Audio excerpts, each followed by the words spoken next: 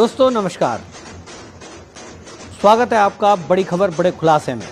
खबर गुजरात से है और गुजरात में आपको बताएं कि भारतीय जनता पार्टी ने इतिहास रचा है।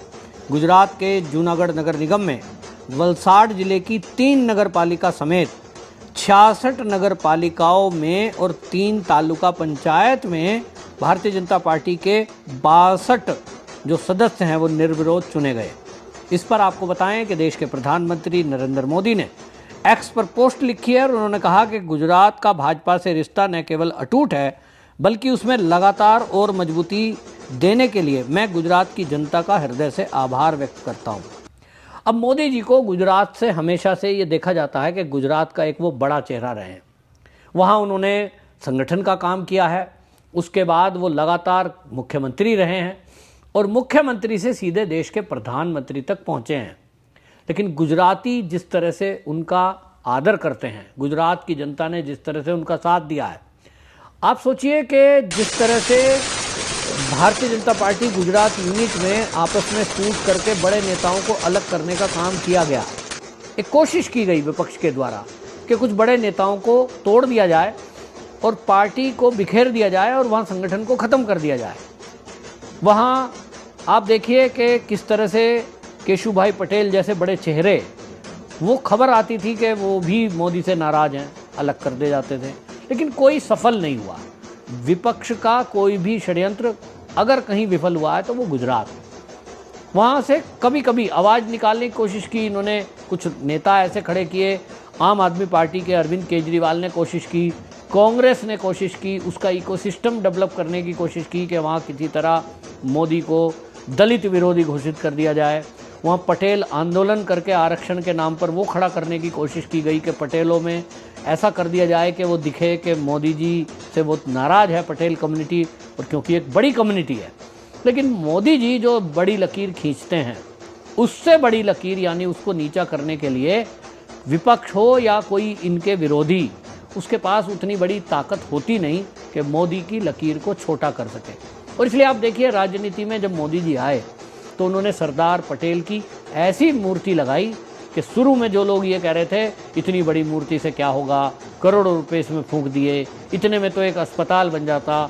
आज वो देखें कि सरदार पटेल की जो मूर्ति लगी है, स्टैच्यू ऑफ यूनिटी, वो आज पर्यटन का केंद्र गुजरात में बनी हुई है। साल के अंदर करोड़ों रुपए का बिजनेस हो रहा है। जहां एक तरफ पटेल समाज का सम्मान बढ़ा, पहचान विश्व लेवल पर मिली, हालांकि वो पहले से थी, लेकिन पटेल कम्युनिटी पर चर्चा तो हुई, और उसके अलावा वहाँ जो लोकल लोग हैं उनको रोजगार के साधन मिले। ये मोदी की सोच है। विपक्ष के पास भी इसका तोड़ और जवाब नहीं है कि वो मोदी को आखिरकार शिकस्त कैसे दें।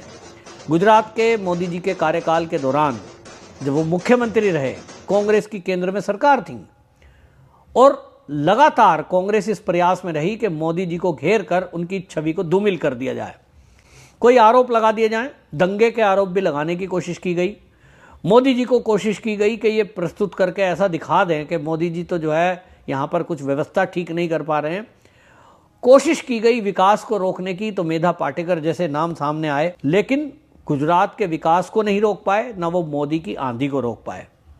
और इसके कारण से मोदी की यात्रा लगातार चलती रही, बढ़ती रही।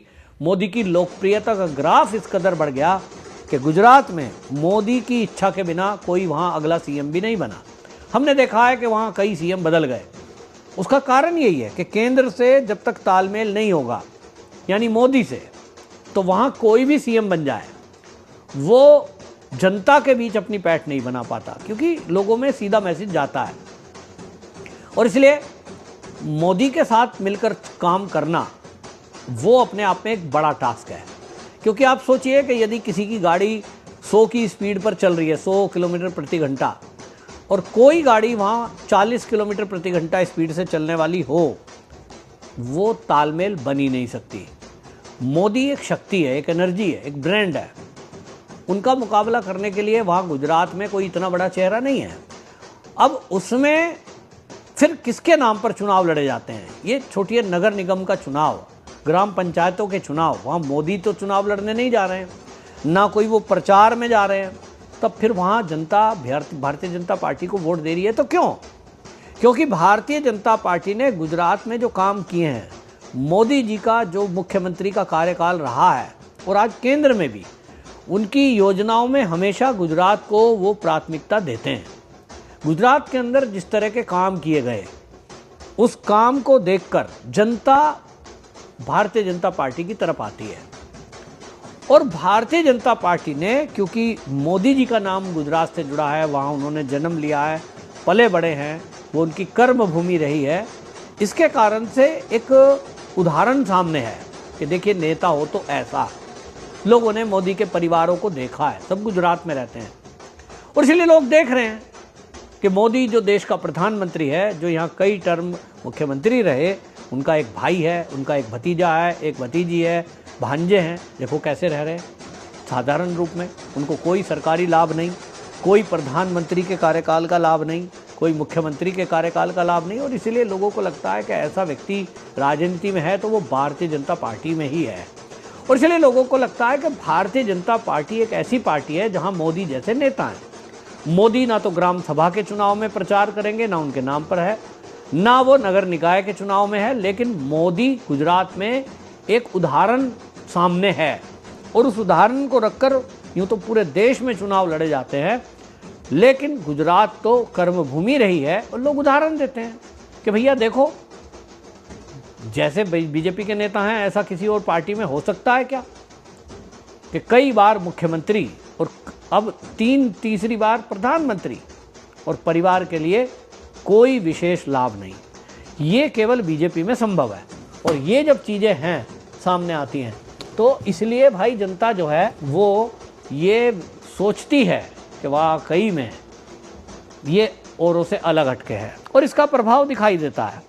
तो लोगों पर एक छाप पड़ी है मोदी जी के कार्यकाल की, मोदी जी के काम करने के तरीके से, और उसी के कारण है कि आज गुजरात में गुजरात की जनता को ये समझ में आता है।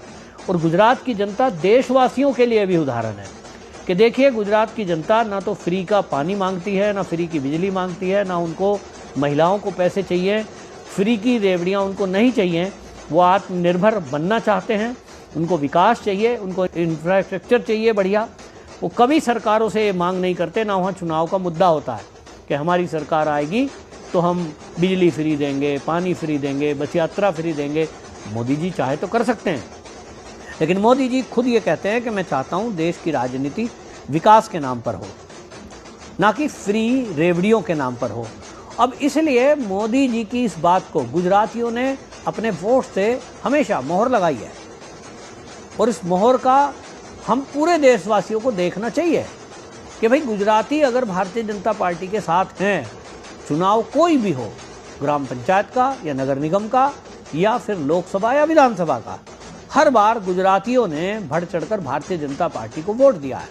बीजेपी ने ऐसे वादे तो नहीं किए कि वो फ्री बस यात्रा कराएंगे, फ्री कोई चीज़ देंगे, लेकिन गुजरात में मोदी ने विकास किया है। आज वहाँ की सड़कें, वहाँ की बिजली, कानून व्यवस्था, वो सब लोग कहते हैं। मेरी तो बहन गुजरात में रही है, अहमदाबाद में, और वो बताती थी हमें। हम भी एक बार गए थे रात के 1:30 बजे का शो देखने के लिए, रात को निकले।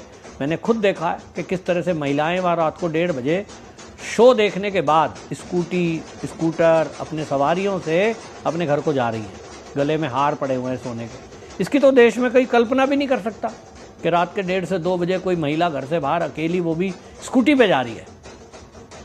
तो गुजरात में ये हो रहा है, लोगों ने देखा है। कुछ जगह माहौल खराब हुआ है, चेंज हुआ है, और वो भी गुजरात से बाहर के लोगों के कारण। मैं किसी को टारगेट नहीं कर रहा, लेकिन जो हालात है ज़मीन पर वो मैं देखता हूँ।